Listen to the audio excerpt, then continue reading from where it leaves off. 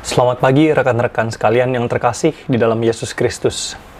Minggu ini, tepatnya hari Senin besok, kita merayakan hari Pentakosta, yaitu hari di mana Roh Kudus turun yang diutus oleh Allah Bapa dan Allah Anak untuk masuk ke dalam dunia, khususnya ke atas umat Allah yang dipilih dan diselamatkannya. Dan sejak hari Pentakosta kurang lebih 2000 tahun yang lalu, Roh Kudus tinggal di dalam dunia ini bersama-sama dengan umatnya, umat Allah yang ditebusnya, sampai seterusnya. Dan Roh Kudus tidak akan ditarik kembali sampai Tuhan Yesus datang yang kedua kali. Dan kita perlu mengerti sedikit latar belakang mengenai hari Pentakosta. Hari Pentakosta itu sebenarnya dirayakan oleh orang Yahudi, oleh orang Israel, sebagai hari panen, ya, hari penuaian. Tetapi ketika Roh Kudus datang ke dalam dunia, hari Pentakosta itu menjadi suatu hari penuaian yang punya makna baru, yaitu hari di mana umat Allah, orang-orang yang ditebus Allah itu dituai. Ya, Roh Kudus Allah melakukan penuaian atas umat yang ditebusnya. Nah, bertepatan dengan hari perayaan Pentakosta ini, kebetulan hari Minggu ini kita akan memasuki pembahasan terakhir, bagian terakhir dari Mazmur pasal 2, yaitu mengenai umat yang diurapi, terambil dari Mazmur pasal 2. Saya bacakan untuk kita sekalian. Demikian firman Tuhan. Mengapa rusuh bangsa-bangsa, mengapa suku-suku bangsa mereka-reka perkara yang sia-sia? Raja-raja dunia bersiap-siap dan para pembesar bermufakat bersama-sama melawan Tuhan dan yang diurapinya. Marilah kita memutuskan belenggu-belenggu mereka dan membuang tali-tali mereka daripada kita. Dia yang bersemayam di sorga tertawa. Tuhan mengolok-olok mereka. Maka berkatalah ia kepada mereka dalam murkanya dan mengejutkan mereka dalam kehangatan amarahnya. Akulah yang telah melantik rajaku di Sion, gunungku yang kudus. Aku mau menceritakan tentang ketetapan Tuhan. Ia berkata kepadaku, anakku engkau telah kuperanakan pada hari ini. Mintalah kepadaku, maka bangsa-bangsa akan kuberikan kepadamu, menjadi milik pusakamu, dan ujung bumi menjadi kepunyaanmu. Engkau akan meremukkan mereka dengan gada besi, memecahkan mereka seperti tembikar tukang periuk. Oleh sebab itu, hai raja-raja, bertindaklah bijaksana. Terimalah pengajaran, hai para hakim dunia. Beribadahlah kepada Tuhan dengan takut dan ciumlah kakinya dengan gemetar, supaya ia jangan murka dan kamu binasa di jalan. Sebab mudah sekali murkanya menyala. Berbahagialah semua orang yang berlindung padanya. Demikianlah firman Tuhan. Berbahagialah setiap orang yang membaca, merenungkan firman Tuhan, dan juga menjalankannya di dalam kehidupan sehari lepas sehari. Sebelum kita mulai pembahasan mengenai bagian terakhir dari Mazmur pasal 2, yaitu umat yang diurapi Allah, kita perlu untuk menelaah, perlu untuk memikirkan secara teliti tentang konsep satu tubuh di dalam gereja. Bahwa kita sebagai umat Allah itu dianggap sebagai satu tubuh di dalam Kristus. Bahkan gereja itu disebut sebagai satu tubuh Kristus, di mana Kristus adalah kepalanya dan jemaat adalah tubuhnya. Nah, sebagai kepala, sebagai pemimpin, Al-Masih, Raja yang diurapi Allah, Kristus itu adalah perwakilan kita di hadapan Allah. Ada istilahnya itu namanya vicarius atau vicaris, yaitu pengganti atau perwakilan. Jadi Kristus di hadapan Allah itu adalah perwakilan kita, perwakilan umat Allah, dan juga sekaligus sebagai pengganti atau substitusi, terutama ketika kita memikirkan konsep substitusi penebusan. Ya, bahwa Kristus itu mengganti kita, menjalankan, menanggung hukuman dosa atas manusia. Ya. Jadi Kristus adalah perwakilan kita di hadapan Allah, dan juga sekaligus dia adalah mediator. Ya. Perantara manusia yang berdosa datang kepada Allah yang kudus, dan juga Allah yang kudus yang menjelma menjadi manusia. Melalui Kristus, kita menerima adopsi, pemilihan, keselamatan, berkat penebusan dari Allah. Jadi Yesus Kristus adalah perwakilan kita yang diurapi Allah. Dia adalah Al-Masih yang dijanjikan tersebut. Kita ingat di bagian sebelumnya kita bicara bahwa Daud itu adalah Al-Masih bayang-bayang. Raja Israel yang pada waktu itu diurapi, yang menjadi bayang-bayang, akan Al-Masih yang kekal, yang akan datang kemudian, yaitu Tuhan kita Yesus Kristus. Jadi Yesus Kristus itu adalah Al-Masih, Raja yang bukan bersifat politik atau pemimpin militer. Paling tidak itu yang kita mengerti ketika dia datang ke dalam dunia ini kurang lebih 2000 tahun yang lalu, bahwa dia bukan datang sebagai raja politik atau raja militer, pemimpin militer, tetapi sebagai pemimpin dan penebus umat Allah yang kekal. Dan dengan demikian, ia menjalankan tugasnya, panggilannya, fungsinya sebagai Al-Masih itu bukan dengan memimpin perang secara politik atau militer, tetapi dengan memerangi kuasa dosa, kuasa maut, dan kuasa kegelapan. Dan kita tahu ketika kita memperingati Jumat Agung atau Paskah, atau bahkan setiap minggu kita beribadah di dalam nama Tuhan Yesus, kita diingatkan bahwa Yesus Kristus itu adalah pemenang. Dia sudah menang atas dosa, atas maut, dan atas kuasa gelap. Jadi kita sebagai umat Allah, kita adalah umat yang diurapi di dalam Kristus. Pengurapan kita itu tidak independen, tidak terlepas, tidak berdiri sendiri. Ya, berdasarkan pemilihan karena kebaikan kita, bukan karena kriteria kita, bukan. Tetapi semata-mata hanya karena Kristus.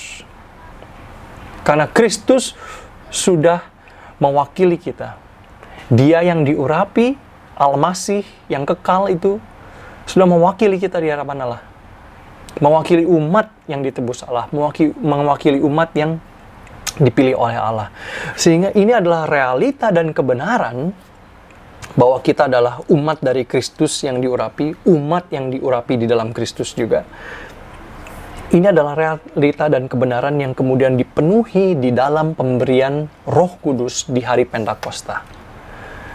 Jadi ketika hari Pentakosta, Roh Kudus turun dan kemudian masuk ke dalam setiap orang beriman, ya, maka kita menerima pengurapan dari Allah.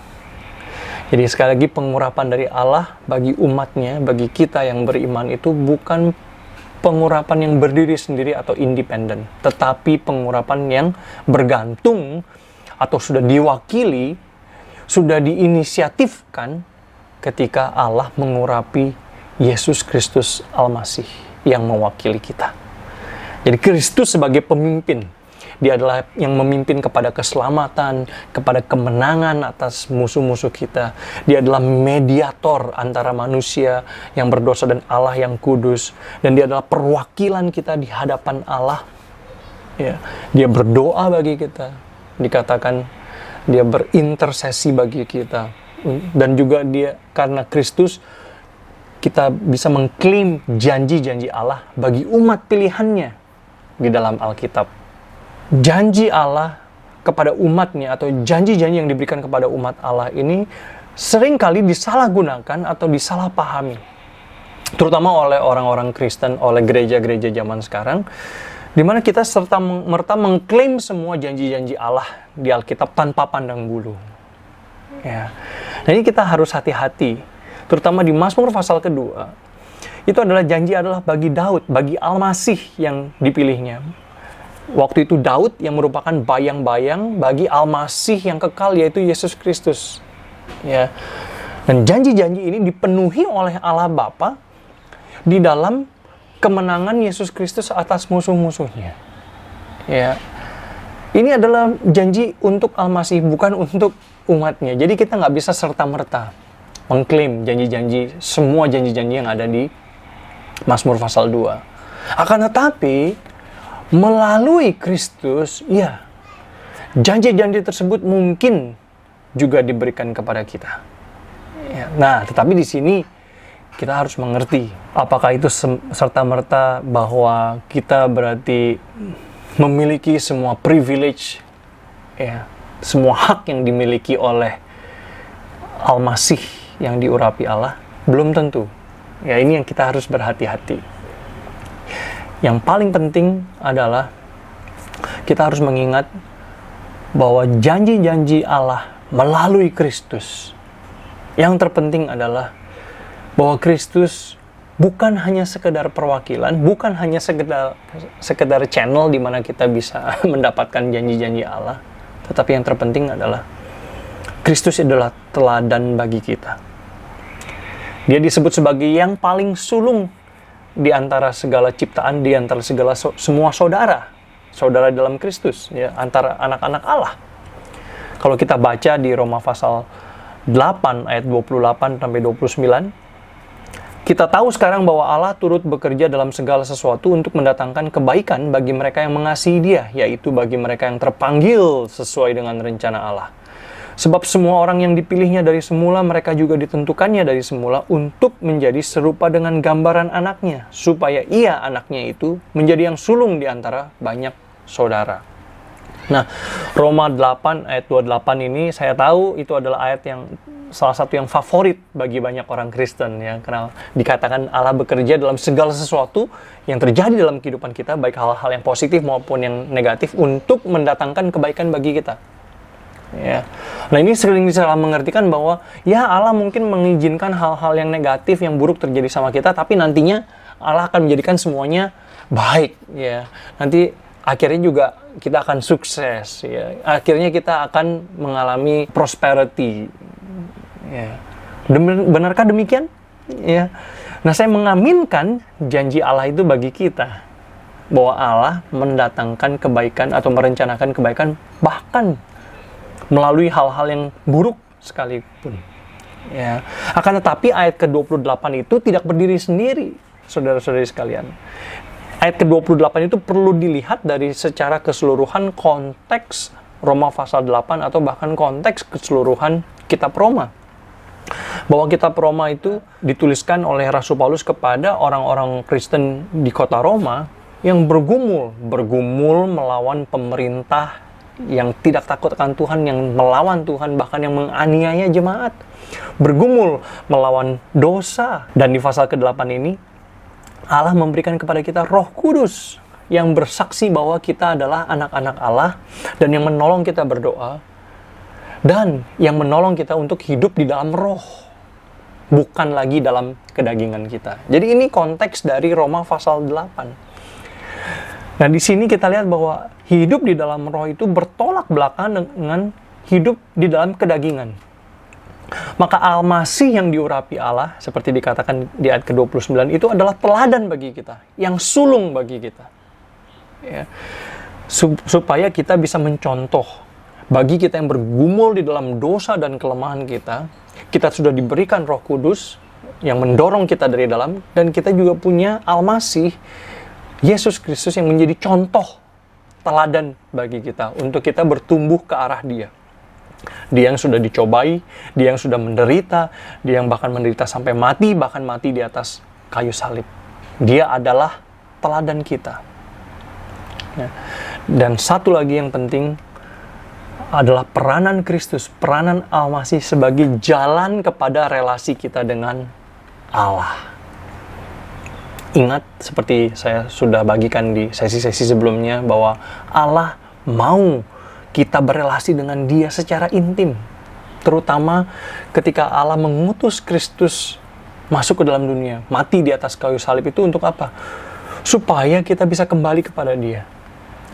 Kristus membuka jalan bagi kita, umatnya yang berdosa, yang kemudian dipilih dan ditebusnya untuk datang kepada Allah. Waktu kita hidup dalam dosa, melawan Allah, jalan kembali kepada Allah itu tertutup. Sama seperti Adam dan Hawa setelah mereka berdosa melawan Allah, memakan buah dari pohon pengetahuan yang baik dan yang jahat itu, pintu kembali ke dalam Taman Eden itu tertutup, diblokir oleh kerup-kerup yang menjaga dengan pedang berapi-api. Ya. Tetapi di dalam Kristus Yesus, Sang Mediator, pemimpin kita, perwakilan kita di hadapan Allah, jalan tersebut sudah terbuka kembali. maka kita bisa datang kepada Allah dengan leluasa. Kita tidak perlu lagi takut karena keberdosaan kita, tetapi kita bisa datang dengan leluasa karena Allah sudah menebus kita dalam Kristus. Allah sudah membukakan jalan bagi kita melalui darah Yesus Kristus. Ibrani pasal keempat ayat 15 dan 16 berkata, sebab imam besar yang kita punya bukanlah imam besar yang tidak dapat turut merasakan kelemahan-kelemahan kita. Sebaliknya sama dengan kita, ia telah dicobai, hanya tidak berbuat dosa. Sebab itu marilah kita dengan penuh keberanian menghampiri tahta kasih karunia, supaya kita menerima rahmat dan menemukan kasih karunia untuk mendapat pertolongan kita pada waktunya. Ya, dengan demikian saya simpulkan pesan saya pada hari Minggu ini, terutama ketika kita mau memperingati hari datangnya turunnya Roh Kudus di hari Pentakosta. Apa artinya hidup sebagai umat yang diurapi Allah? Ya. Ingat, pertama, kita diurapi Allah tidak secara independen, tidak secara berdiri sendiri, tapi karena karya Kristus, karena Dia yang sudah mewakili kita di hadapan Allah, karena Dia adalah Al-Masih yang diurapi Allah, sehingga kita, umat yang beriman kepadanya, menerima pengurapan tersebut. Dan pengurapan tersebut di mana? Terutama pengurapan tersebut terjadi ketika Allah memberikan kepada kita Roh Kudus-Nya. Jadi Roh Kudus diberikan kepada kita sebagai materai keselamatan, materai janji Allah yang telah terpenuhi dan telah terlaksana. Jadi kita pertama harus menerima Roh Kudus ini sebagai tanda dari Allah. Dan bukan hanya tanda, tetapi juga penyertaan Allah dalam hidup kita. Ya. Dan yang kedua, Roh Kudus itu diberikan sebagai pengurapan atas kita. Supaya apa? Supaya identitas kita sebagai anak-anak Allah itu terjamin dan itu nyata. Dan segala janji Allah kepada umatnya itu diaminkan, valid bagi kita umatnya. Allah tidak menjanjikan hidup yang lancar. Allah tidak menjanjikan hidup yang tanpa kekurangan. Allah tidak juga menjanjikan hidup yang tanpa sakit penyakit. Tetapi Allah menjanjikan hidup yang diurapi itu adalah hidup yang diberkati dan disertai oleh Allah. Seperti kita sudah bahas di Mazmur pasal 1. Artinya kita memiliki relasi yang benar dengan Allah, relasi yang intim dengan Allah, dan apapun yang terjadi dalam hidup kita, baik kebaikan maupun yang buruk, kesusahan, kita adalah umat yang lebih daripada pemenang. Kenapa? Umat yang lebih daripada pemenang artinya adalah Allah menggunakan penderitaan dan keburukan yang kita alami sekalipun untuk apa? Untuk kebaikan kita, untuk kita bisa tetap bertumbuh, untuk kita tetap bisa menjadi berkat, untuk kita bisa tetap apa? Tetap bisa mengasihi Allah dan mengasihi sesama kita. Jadi di masa-masa yang sulit ini, masa-masa krisis seperti ini, ingat bahwa kita adalah umat yang lebih daripada pemenang. Itu adalah tujuan pengurapan Allah. Bahwa kita tidak lagi hidup, kalau saya diberkati, kalau saya melimpah, baru saya bisa menjadi berkat kepada orang lain. Tetapi justru karena pengurapan Allah, kita bisa menjadi berkat, kita bisa menjadi terang, kita bisa menjadi garam bagi dunia ini. Entah kita lagi senang atau lagi susah, entah kita lagi berlimpah atau entah kita kekurangan, entah kita lagi sehat, entah kita lagi sakit, entah kita lagi bersuka cita atau mungkin juga sedang berduka cita. Jadi Tuhan bekerja dalam segala sesuatu, seperti Roma pasal 8 ayat 28 katakan. Tuhan bekerja dalam segala sesuatu termasuk kesulitan, penderitaan yang kita alami untuk mendatangkan kebaikan bagi kita. Dan yang ketiga, bagi kita yang mau menerima atau sudah menerima Roh Kudus. Roh Kudus yang Allah berikan kepada kita di dalam Yesus Kristus itu, untuk apa Allah memberikannya? Apakah kita sekedar mencari berkat ya dengan menerima Roh Kudus? Itu kita mencari berkat pemberian dari Allah. Ataukah kita mencari relasi yang benar dan yang intim dengan Allah? Allah Roh Kudus itu adalah Allah yang menyertai kita. Allah yang bersama dengan kita. Allah memberikan kita Roh Kudus supaya kita bisa berelasi intim dengan Dia. Jadi apa yang kita mau ketika kita menerima keselamatan, ketika kita menerima Roh Kudus? Apa yang kita mau itu hanyalah pemberiannya? Atau yang kita lebih mau itu adalah hubungan kita dengan Allah, pemberinya. The gift or the giver, pemberiannya atau sang pemberinya. Jelas Allah mau kita mencari pemberinya, bukan mencari pemberiannya saja. Dan yang terakhir, sebagai umat yang diurapi Allah, sebagai umat dari Al-Masih yang diurapi, kita dipanggil untuk meneladani Kristus. Al-Masih yang diurapi, Raja, Pemimpin, dan Tuhan kita. Dia adalah teladan dan contoh bagi kita. Jadi apa tujuan hidup kita sebagai orang Kristen? Apakah hidup sukses? Hidup tidak berkekurangan? Hidup berkelimpahan? Hidup sehat, nggak sakit-sakit? Ataukah hidup yang semakin menyerupai Kristus? Itu yang terbesar bagi kita. Meneladani Kristus di dalam ketaatannya kepada Allah Bapa. Meneladani Kristus di dalam kasih-Nya bagi umat yang berdosa. Bagi umat yang memerlukan, umat yang terpapar, dan rela berkorban demi kasih-Nya tersebut. Meneladani Kristus di dalam kedewasaan dan pertumbuhan iman kita. Apakah saya lebih baik sekarang ini dibandingkan setahun lalu, 2 tahun lalu, 10 tahun lalu? Dan apakah saya mau bertumbuh lebih baik lagi setahun ke depan, 2 tahun ke depan? Tahun demi tahun, hari demi hari, apakah saya bertumbuh semakin menyerupai Kristus? Siapa yang jadi role model kita, yang menjadi teladan kita? Apakah kita senang mendengar cerita tokoh-tokoh, orang-orang yang sukses di dunia, yang jadi miskin, kemudian bekerja keras menjadi orang kaya? Wah, kita sangat terkesan, kita sangat terinspirasi. Apakah hal-hal itu saja yang menginspirasi kita? Orang-orang yang sukses yang menjadi kaya? Ataukah kita terinspirasi oleh orang-orang yang hidupnya berubah dari orang yang membenci Allah, melawan Allah, tetapi kemudian makin lama semakin mengasihi Dia, semakin mengasihi Kristus, semakin menyerupai Kristus?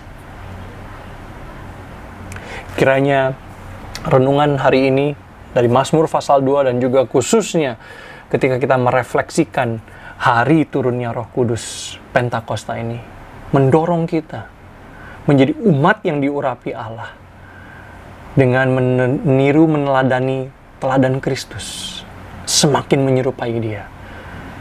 Dan di akhir dari krisis ini, saya nggak tahu, mungkin beberapa bulan, setahun kemudian, 2 tahun kemudian, ketika kita muncul dari krisis yang ini, yang suatu saat berakhir ini, kita bisa muncul bukan hanya sebagai survivor, orang yang bertahan hidup semata-mata, tetapi kita nggak ada perubahan sama sekali, bahkan mungkin semakin menjadi egois. Tetapi kita justru menjadi orang yang semakin mengasihi Allah, semakin menyerupai Kristus, semakin menjadi garam dan terang bagi dunia ini.